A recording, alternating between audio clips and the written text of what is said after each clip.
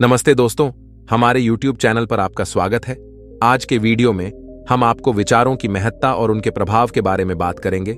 जैसे विचार वैसा जीवन। हमारे चैनल को सब्सक्राइब करना न भूलें ताकि आप हमारे नए और रोचक वीडियो के साथ जुड़ सकें। तो चलिए शुरू करते हैं। एक बार एक व्यक्ति गौतम बुद्ध के पास गया और बोला, बुद्ध, मैं अक्सर लोगों को यह कहते हुए सुनता हूं कि हम जो सोचते हैं वही बन जाते हैं। इसलिए मैं आपसे जानना चाहता हूं कि हमारा जीवन हमारे विचारों से कैसे जुड़ा है और हमारे विचार हमारे जीवन को किस हद तक प्रभावित करते हैं। बुद्ध ने कहा है कि यह सत्य है कि मनुष्य जो सोचता है वही बन जाता है। कोई भी विचार जिसे हम लंबे समय तक अपने मन में रखते हैं और उसके बारे में बार बार सोचते रहते हैं, हम वैसे ही बन जाते हैं। लोग उन्हीं के साथ अपना निर्माण करते हैं। विचार जिसके बारे में वह लगातार बनता रहता है। व्यक्ति का चरित्र उसके विचारों से भी बनता है। यदि विचार अच्छे हैं तो चरित्र भी शुद्ध होगा, और यदि विचार ही प्रदूषित हैं तो चरित्र भी बुरा होगा। अगर आप ध्यान से देखेंगे तो पाएंगे कि आपके जीवन का हर पहलू आपके किसी न किसी पहलू से जुड़ा है। आप आज जो भी हैं अपने विचारों की वजह से हैं। आपके विचार अच्छे या बुरे किसी न किसी तरह से आपके जीवन को अच्छा या बुरा बना रहे हैं। हम जैसा सोचते हैं वैसा ही हमारा चरित्र बन जाता है। जिस प्रकार स्वस्थ बीज के बिना कोई वृक्ष विकसित नहीं हो सकता, उसी प्रकार अच्छे विचारों और अच्छे चरित्र के बिना कोई भी मनुष्य सफल नहीं हो सकता। और यदि उसके विचार नकारात्मक हैं तो वह अपने जीवन को गलत दिशा में मोड़ देगा। उसी प्रकार हमारे जीवन में अपने विचारों और कर्मों के माध्यम से कई बीज बोए, और उस बीज का फल या तो हमें दुख दे सकता है या खुशी। यदि हमने सकारात्मक विचारों के बीज बोए तो हमें सफलता और खुशी मिलेगी। लेकिन यदि बोए गए बीज नकारात्मक विचारों के हैं तो सफलता और दुख साथ साथ चलेंगे। जिन लोगों को आप सफल और महान मानते हैं वे यहां ऐसे ही नहीं पहुंच गए। उन्होंने अपने विचारों पर नियंत्रण रखकर अपना चरित्र ऐसा बनाया कि और इसी चरित्र के बल पर उन्होंने महानता की ऊंचाइयों को छुआ।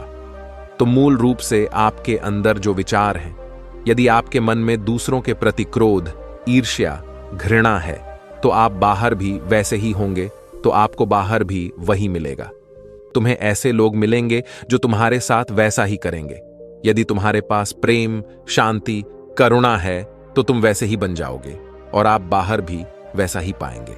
और जो ऐसे विचार रखता है उसे सम्मान और प्यार दोनों मिलता है। असल में मनुष्य अपने जीवन का निर्माता स्वयं है। वह इसे बना या बिगाड़ सकता है।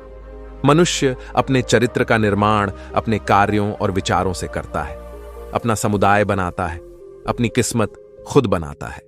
व्यक्ति ने कहा, लेकिन बुद्ध, मैं अपने विचारों से खुद को कैसे सुधार सकता हूं? बुद्ध ने कहा था कि अगर तुम खुद को सुधारना चाहते हो तो सबसे पहले अपने विचारों पर ध्यान देना शुरू करो। तुम्हें यह देखना होगा कि तुम दिन भर क्या सोच रहे हो। क्या तुम दिन भर मन में बुराई और लोगों के प्रति नफरत पाल रहे हो? आपको बस इस बात पर ध्यान देना है कि आप अच्छाई की ओर जा रहे हैं या बुराई की ओर। जब आप अच्छे से समझ जाएंगे कि आपके दिमाग में अच्छे विचार चलते हैं या बुरे, तभी आप अपने सोचने के तरीके में बड़ा सकारात्मक बदलाव कर पाएंगे। आपके अंदर कभी न खत्म होने वाला खजाना है। आप नहीं जानते कि आप क्या कर सकते हैं। आप किस तरह की अद्भुत शक्तियां प्राप्त कर सकते हैं। आपने महान योद्धाओं और महान लोगों के बारे में तो सुना ही होगा। यदि आपको उनकी शक्तियों पर विश्वास नहीं है, आपको बस यह मानना होगा कि आग के बिना धुआं नहीं होता। जरूर उनमें कुछ तो बात होगी जिसकी वजह से उनके बारे में इतना कुछ लिखा और कहा गया है।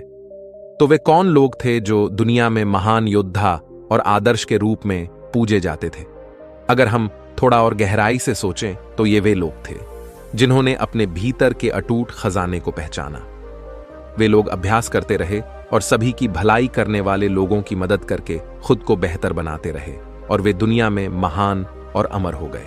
और अगर आप भी ऐसा ही करना चाहते हैं तो सबसे पहले आपको अपने विचारों पर ध्यान देना होगा। बुद्ध ने आगे कहा, एक मानव मन बगीचे से तुलना की जा सकती है।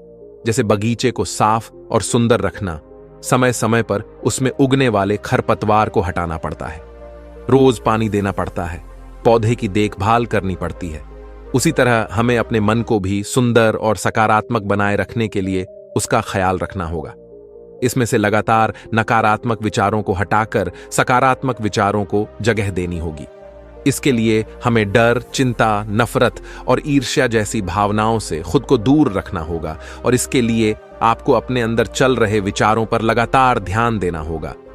किसी भी व्यक्ति के अंदर उठने वाले विचार और उसका चरित्र अधिकतर उसके आसपास के वातावरण और परिस्थितियों पर निर्भर करते हैं। लेकिन इसका मतलब यह नहीं है कि किसी व्यक्ति की स्थिति खराब है, यानी उसके विचार सदैव त्रुटिपूर्ण रहेंगे।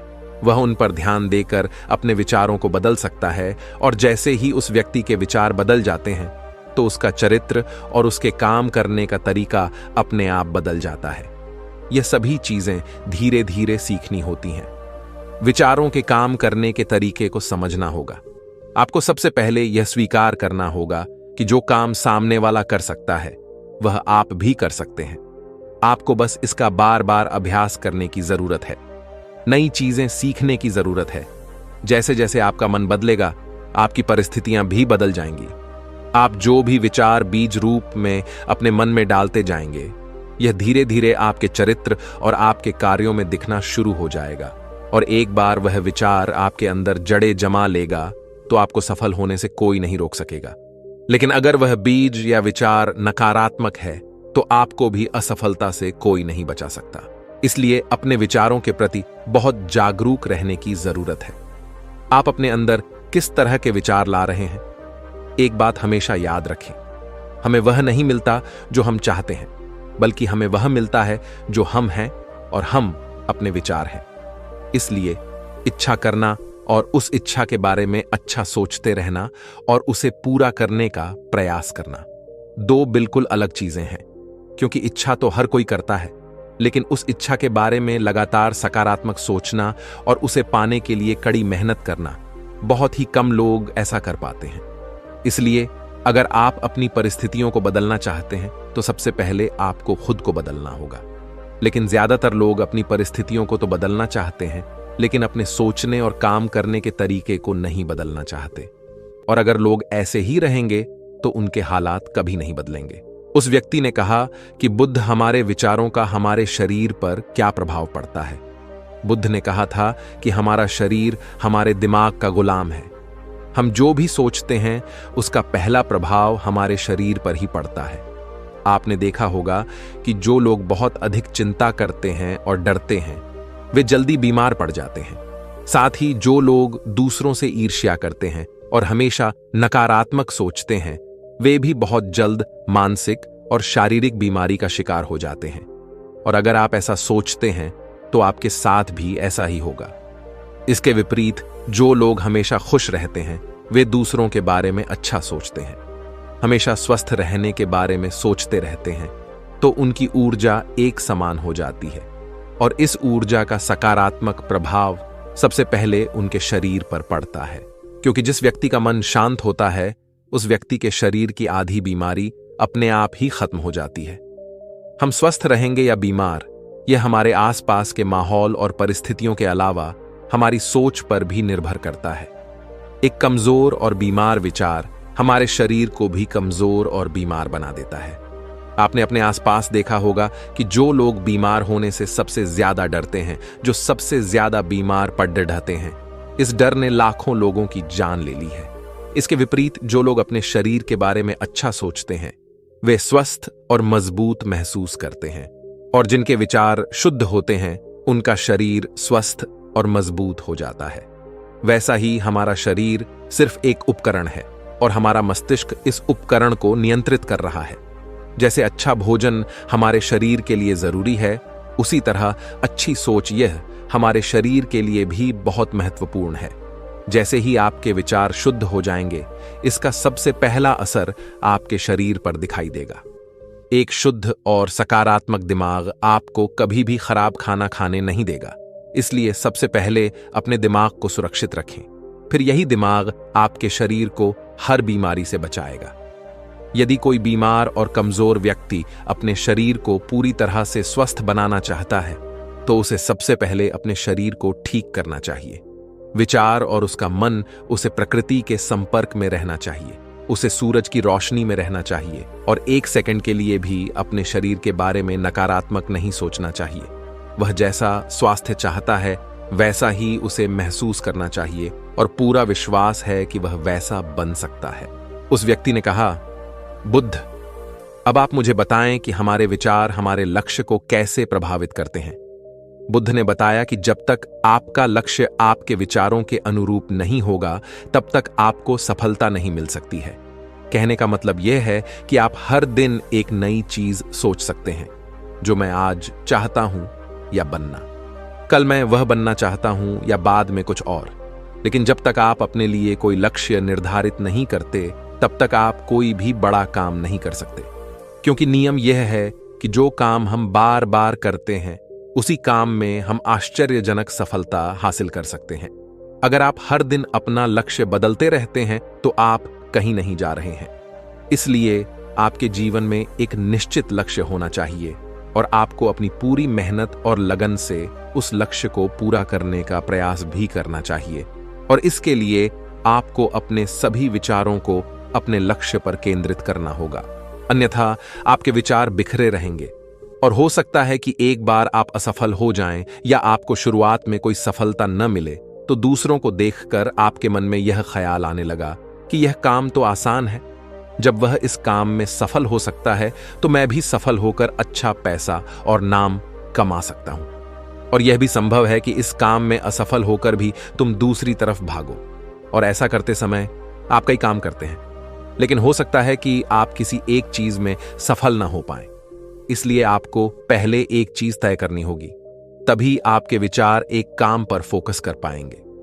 अब आपका वह लक्ष्य कुछ भी हो सकता है, चाहे मन की शांति पाना हो या अमीर बनना हो, लेकिन याद रखें, लक्ष्य वही है जो आपके विचारों को एक दिशा में केंद्रित रख सके। यदि आप बार बार अपने लक्ष्य हासिल करने में असफल हो रहे हैं तो इसका मतलब यह नहीं है कि आप इसे हासिल नहीं कर सकते, बल्कि इसका मतलब है कि आपके पास अपने लक्ष्य को हासिल करने का तरीका गलत है। इसलिए आपको अपना लक्ष्य नहीं बदलना है, बल्कि अपनी सोच और अपने काम करने का तरीका बदलना है। अगर आप ऐसा करेंगे तो आप धीरे धीरे सीख जाएंगे और अपने लक्ष्य तक पहुंच जाएंगे। अपनी असफलताओं से कभी मत डरो। अगर आप कुछ बड़ा हासिल करना चाहते हैं तो आपको अंदर से बहुत मजबूत होना होगा, क्योंकि चाहे आप कुछ भी करें, लोग अक्सर आपको अपनी बातों से कमजोर और हताश करने की कोशिश करेंगे। इसलिए अगर आप डरेंगे तो आप अपने किसी भी लक्ष्य में सफलता हासिल नहीं कर पाएंगे, क्योंकि डर आपकी सभी आशाओं को नष्ट कर देता है और आपके सभी विचार केवल आपके डर तक ही सीमित रह जाएंगे। और डर डर कर आप अंततः खुद को शारीरिक और मानसिक रूप से बीमार बना लेते हैं। तब आपको समझ आएगा कि आपने अपने झूठे डर के एहसास में कितनी बड़ी गलती कर दी है, और फिर आपके लिए खुद को उस स्थिति से बाहर निकालना बहुत मुश्किल हो जाएगा। इसलिए सबसे पहले एक लक्ष्य बनाएं ताकि आपके विचार उस पर केंद्रित हो सकें। उसके बाद अगर आप बार बार असफल होते हैं तो भी घबराएं नहीं, क्योंकि यह लक्ष्य हासिल करने का ही एक हिस्सा है, और पूरा विश्वास रखें कि आप जरूर सफल होंगे और एक दिन तुम भी हो जाओगे। उस व्यक्ति ने कहा, बुद्ध, विचारों और मन की शांति के बीच क्या संबंध है? बुद्ध ने बताया कि मन की शांति एक ऐसा खजाना है जिसे दुनिया के 1% लोग भी हासिल नहीं कर सकते, और जिसने यह खजाना हासिल कर लिया है वह दुनिया के सबसे भाग्यशाली व्यक्ति है। वह भीड़ में अलग दिखता है। यह कहना उतना आसान नहीं है जितना लगता है। मन की शांति केवल लंबे समय तक आत्मनियंत्रण के माध्यम से ही प्राप्त की जा सकती है। जब कोई व्यक्ति खुद को समझता है और दुनिया प्यार और प्यार के बीच के अंतर को समझती है, उसके अंदर नफरत, डर और ईर्ष्या जैसी भावनाएं खत्म हो जाती हैं। तब एक दिन व्यक्ति को मन की सच्ची शांति मिल सकती है, और यही हर इंसान का अंतिम लक्ष्य भी है। एक शांत व्यक्ति सबसे खराब परिस्थितियों में भी खुद को नियंत्रित कर सकता है। एक शांत व्यक्ति के पास जितनी मानसिक शक्ति होती है उतनी किसी और के पास नहीं होती। शांत व्यक्ति का अर्थ है वह व्यक्ति जिसका मन पूर्णतः शांत हो, क्योंकि जैसे ही आपका मन शांत हो जाता है आपके सभी विचार शांत हो जाएंगे, और तब आपको महसूस होगा कि सचमुच आपका दिमाग कितना शक्तिशाली है। जैसे ही आपको मानसिक शांति मिलेगी आप महसूस करेंगे कि आपकी मानसिक शक्ति इतनी बढ़ गई है कि आपके लिए सब कुछ आसान हो गया है। आप जहां भी हों, आपकी परिस्थितियां जो भी हों, आप खुद को स्वीकार करना शुरू कर देंगे। आप हमेशा खुश रहेंगे और अगर आप यह मुकाम हासिल करना चाहते हैं तो इसकी शुरुआत आपको अपने विचारों से करनी होगी। अपने विचारों पर नियंत्रण, और अपने विचारों पर यह नियंत्रण आप केवल और केवल ध्यान के माध्यम से ही प्राप्त कर सकते हैं। इतना कहकर बुद्ध चुप हो गए और ध्यान करने लगे और वह व्यक्ति भी उनको प्रणाम करके चला गया। दोस्तों, आपने आज के इस वीडियो से क्या सीखा वह मुझे आप कमेंट में बता सकते हैं। इसी के साथ में उम्मीद है कि आपको आज की वीडियो पसंद आई होगी, तो इस वीडियो को उस इंसान को शेयर करें जिससे यह कहानी सुनने की जरूरत है, और उसी के ठीक बाद चैनल को सब्सक्राइब करें। तो चलिए फिर मिलते हैं ऐसी एक और नई वीडियो में एक नए मैसेज के साथ। तब तक के लिए अपना ख्याल रखें। धन्यवाद और नमो बुद्धाय।